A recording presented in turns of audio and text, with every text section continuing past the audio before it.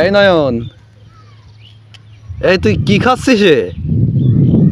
দাদু ভাই, মা আজকে গরুর গোশত এনেছে, তার স্বাদ।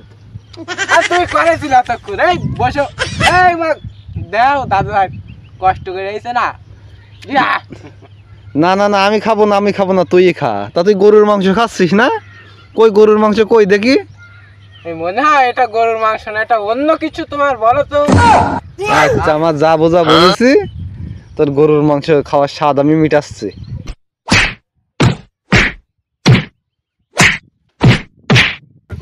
দাদু ভাই বললাম গরুর গোশ খাচ্ছি, গরুর গোশ নাকি আমার মারা না, পাও কাজ মারে। মা